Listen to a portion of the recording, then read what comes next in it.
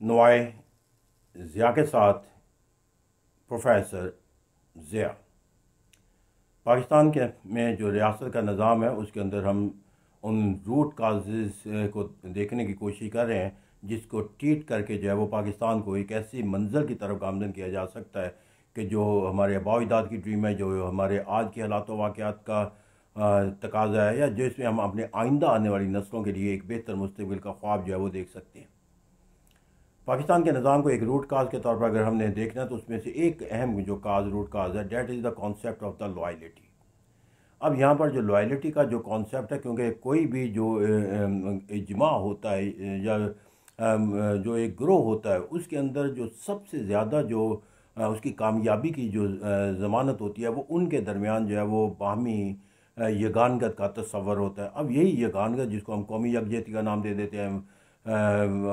हम मांगी का नाम दे देते हैं,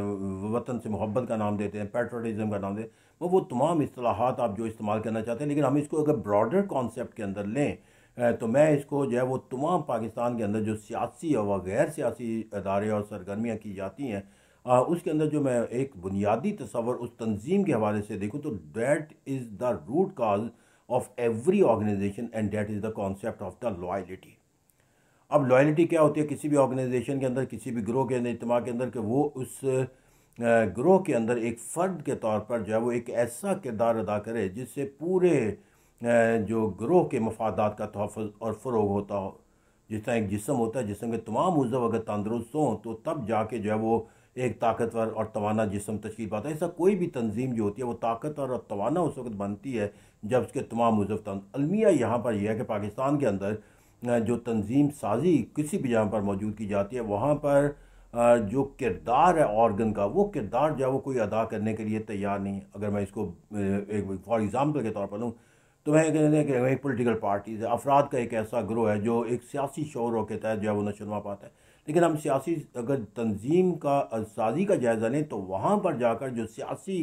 जमात के जो अरकान हैं, वर्कर्स हैं, सपोर्टर्स हैं, या उसके अंदर क़यादत है, या जो पार्टी का तंजीमी ढांचा, वहाँ पर जाकर जो लॉयल्टी का कॉन्सेप्ट हो जाता है वो इज्तिमाई मफादात के तोहफ़्फ़ुज़ के लिए नहीं, अपनी सोच और फ़िक्र के तहत कोई रहनुमाई और राहबरी का किरदार अदा करने वाला नहीं होता, बल्कि वहाँ एक ऐसा अतात का जज्बा पैदा हो जाता है कि जिसके अंदर जब वो आप अपने जो पार्टी का जो फैसला है उसकी इताअत करें, जो पार्टी का कायद का हुक्म है उसके साथ वफादारी करेंगे, और इस तरह हम कोई एक ऐसा अमल करने के लिए तैयार नहीं होते जहाँ से हम अपने बतौर उस ऑर्गन के तौर पर जो है वो तंदुरुस्त होने का सबूत दे सकें। और तंदुरुस्त होने का सबूत क्या है कि उसके इज्तिमाई मफादात के तोहफ़्फ़ुज़ फ़रोग़ को बेहतर से बेहतर बनाने के लिए जो आपकी सोच और फ़िक्र है आप उसको नशोनुमा दें, या उसके साथ वाबस्ता रहें, या उसको दूसरों तक नवेश करें। यहाँ पर अतात का एक जज्बा है कि कहीं हाकिम वक़्त जो है, यानी कि पार्टी उनसे नाराज़ ना हो जाए, कहीं पार्टी नाराज़, पार्टी का जो यहाँ तक कि जो है कि जो फैसला साजी की जाती है उसके अंदर कहा जाता है पार्टी के कायद का जो फैसला वो हमारे लिए काबिल कबूल होगा। हालांकि सियासी निज़ाम के अंदर पार्टी का कायद का कॉन्सेप्ट नहीं होता, बल्कि ये अफराद का एक ऐसा ग्रोह होती है कि जो मुश्तरका कावशों के ज़रिए जो है वो सरगर्मियाँ और हुकूमत के अंदर भी यही निज़ाम लॉयल्टी का कि अगर आपने कैबिनेट तश्कील दे दी वहाँ पर अतात का जज्बा जो है कि प्राइम मिनिस्टर जो कर देगा। अगर हम पार्लियामेंट में चले जाएँ तो कायदे ऐवान के जो फैसला है वो पार्टी के उसके तमाम पार्टी के ताबेदार है, जो हिज़्ब इख्तिलाफ है वो उसके था। अब यहाँ पर जाकर हमने कहा कि लॉयल्टी जो है वो towards the sincerity of the body नहीं है, बल्कि to show the sincerity to the self interest. और जब आपके इनफरादी मफादात आपके इज्तिमाई मफादात पर गालिब आ जाते हैं तो that is the worst concept of the loyalty in any organization. तो इस अगर हर गवर्नमेंट अपने ही मफादात के तोहफ़्फ़ुज़ को यकीनी बनाना शुरू कर दे और दूसरे जो बॉडी के ऑर्गन्स हैं उनको कोई एक ऐसा मैसेज ना दे कि जिससे उसको अपनी इस्लाह का मौका मिलता हो, तो नतीजा ये निकलेगा कि उसकी जो खामोशी है या उसकी इतला ना करना जो है वो पूरे जिस्म की ताकत का नफ़ी कर देगा। तो इस कहते हैं यहाँ पर जाकर हम अगर इसको मज़ीद ब्रॉडर के तौर पर चलते चले जाएँ, लॉयल्टी का कॉन्सेप्ट जो है हम अगर लेजिस्लेचर है उसकी लॉयल्टी टुवर्ड कॉन्स्टिट्यूशन है, एग्जेक्टिव है उसकी लॉयल्टी टू द कॉन्स्टिट्यूशन है, आइन के तहत जो बनाए गए इदारे हैं उनकी लॉयल्टी जो है वो उन ज़ाब्तों के तहत है जो आइन के अंदर तश्कील उनका दायरा कार जो मुतय्यन किया गया। और यहाँ तक कि जो लॉयल्टी जो सबसे बड़ा तलख तजर्बा है लॉयल्टी के अंदर जाकर कि वो तमाम इदारे, वो तमाम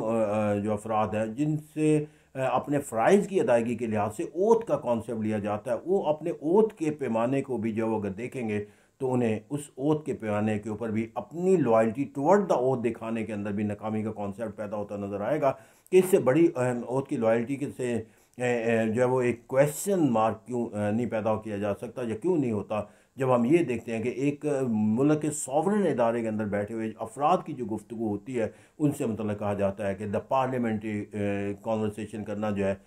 वो ममनू है। मतलब किसी महज़ब गुफ्तगू के दौरान इस टर्म का इस्तेमाल हो जाना जो है उस मानी और मफहूम के तहत हम महरूम रह जाएंगे उस लॉयल्टी को देखने के लिए जो उस इदारे के अंदर बैठे हुए हर फर्द को जो एक ओथ अंडरटेक। तो ये एक दायरा का बहुत बड़ा वसी है। सियासी व गैर सियासी इदारों के अंदर जाकर हम देखेंगे तो जो लॉयल्टी का कॉन्सेप्ट है कि आपने अपनी सोच और फ़िक्र और अमल के ज़रिए वो किरदार अदा करना है जिससे इज्तमाही जो है मफाद है और तहफ़्फ़ुज़ और फ़रोग़ होता हो, ना कि आप जो है वो अपनी सोच और फ़िक्र को जो है वो किसी दूसरे फ़र्द या ग्रोह के सोच और फ़िक्र के तहत इसलिए ताबे कर लें कि उससे आपके मफादात को नुकसान पहुँचेगा। तो यहाँ पर जो हमें रूसो ने बताया था कि when the individual interest prevail over the collective interest, that is that the most tragic aspect of any state and that I call the loyalty of the one individual toward the organization, toward the collective purpose. That is the true cause that unless and until we will have the concept of the loyalty, कहा जाता है जिस तरह के बेहतरीन दोस्त वो नहीं होता कि जो आपके हर सोच और फिक्र यस कह दे। आपका बेहतरीन दोस्त होता है कि जो आपका जो है वो आपको गिरने से बचाने के लिए आपका हाथ थाम ले और आपको बुरे रास्ते पर जाने के लिए रोकने की ताकत इस्तेमाल करे और आपको अच्छा रास्ता दिखाने के लिए एक राहबर और रहनुमाई का सर अंजाम दे। लेकिन अगर आप ऐसा नहीं करते तो you are not doing the job of the friendship. तो यही लॉयल्टी का कॉन्सेप्ट है कि जब आप अपने आप को किसी कानून और ज़ाब्ते के तहत अपने आप को मुंसलिक करते हो, फिर कानून और ज़ाब्ते के मुताबिक जो आपका किरदार है उसको किरदार को उसी तरह निभाना, that is the loyalty. Unless and unless we will not have the such concept of the loyalty in every activities, in every organization, we cannot make Pakistan a prosperous Pakistan. Thank you very much.